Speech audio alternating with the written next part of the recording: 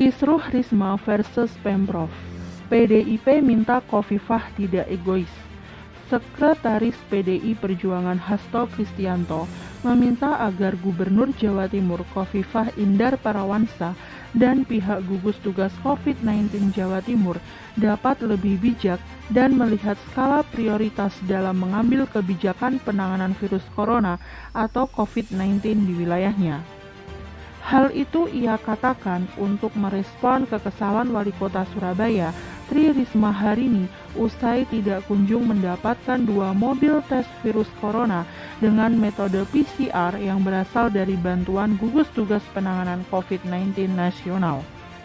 PDI Perjuangan berharap agar Gubernur dan gugus tugas COVID-19 Jawa Timur dapat lebih bijak dan mampu melihat skala prioritas atas setiap kebijakannya dengan memperhatikan kepentingan rakyat, tanpa perlu menghadirkan rivalitas politik yang tidak perlu, dan harus menghindari ego kepemimpinan, kata Hasto dalam keterangan resminya pada hari Sabtu 30 Mei 2020.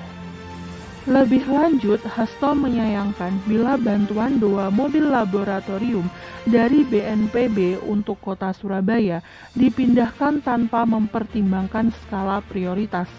Terlebih lagi, Surabaya saat ini menjadi salah satu kota dengan angka penularan virus corona yang cukup signifikan di Jawa Timur. Menilik website info-covid19.jatimprov.go.id yang diakses pada hari Rabu 30 Mei pukul 7 waktu Indonesia Barat, jumlah pasien positif corona di Jawa Timur sudah mencapai angka 4.409 orang. Dari total angka itu, kota Surabaya memiliki pasien positif corona sebanyak 2.394 orang. Hasto juga menyatakan, kota Surabaya saat ini memiliki beberapa rumah sakit rujukan penanganan COVID-19 di Jawa Timur yang membutuhkan perhatian lebih. Sangatlah disayangkan jika bantuan 2 mobil laboratorium dari BNPB untuk kota Surabaya dipindahkan tanpa mempertimbangkan skala prioritas dan aspek strategis di dalam pencegahan COVID-19 di kota pahlawan tersebut.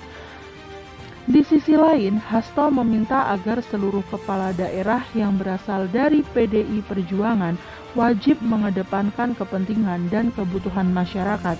Ia menegaskan tak boleh ada diskriminasi, baik pilihan politik juga sentimen SARA dalam mengambil kebijakan.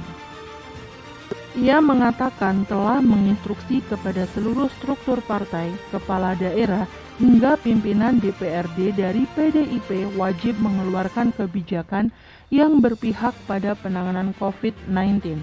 Di antaranya melalui kebijakan relokasi anggaran, memberikan bantuan jamu dan obat-obatan, alat pelindung diri, dan juga mendorong gerakan menanam tanaman yang bisa dimakan. Dalam situasi yang tidak mudah seperti ini, musyawarah, gotong royong, kemanusiaan, serta keberpihakan bagi rakyat harus dikedepankan. Sebelumnya, terjadi kisruh berebut mobil tes COVID-19 antara Pemkop Surabaya dengan Pemprov Jawa Timur. Bahkan nama Tri Risma hari ini masuk dalam jajaran trending topik Twitter pada Jumat 29 Mei malam. Risma hari ini sebelumnya meradang usai 2 unit mobil tes dengan metode PCR dari Badan Nasional Penanggulangan Bencana atau BNPB dialihkan ke 2 wilayah lain.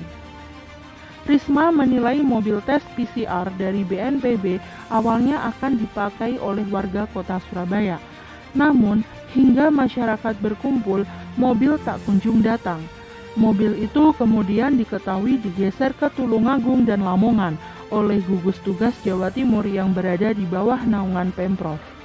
Teman-teman lihat sendiri kan, ini bukti permohonan saya kepada Pak Doni. Jadi ini saya sendiri yang memohon kepada beliau. Kasihan pasien-pasien yang sudah menunggu, kata Risma sambil menunjukkan percakapan dengan Doni kepada media di Surabaya pada hari Jumat 29 Mei 2020. Sebaliknya, Ketua Rumpun Logistik Gugus Tugas COVID-19 Jawa Timur yang juga sekaligus Kepala Pelaksana Badan Penanggulangan Bencana Daerah atau BPBD Jatim, Suban Wahyudiono masih meyakini pihaknya yang lebih dulu mengajukan bantuan mobil tes yang kemudian disebut diserobot oleh Pemprov Jatim dari Pemkot Surabaya. Suban mengklaim pihaknya tidak menyerobot bantuan 2 unit mobil PCR seperti yang diklaim Risma. Ia merasa telah mengirimkan surat permohonan kepada gugus tugas pusat terlebih dahulu. Sekian informasi yang dapat kami sampaikan. Jika kalian suka dengan video ini, silahkan tekan tombol like. Jika menurut kalian video ini bermanfaat, silahkan share ke teman-teman kalian. Dan silahkan tekan tombol subscribe dan aktifkan lonceng notifikasi supaya tidak ketinggalan video-video menarik dari kami. Sampai jumpa di konten berikutnya. See you. Salam kepoin info.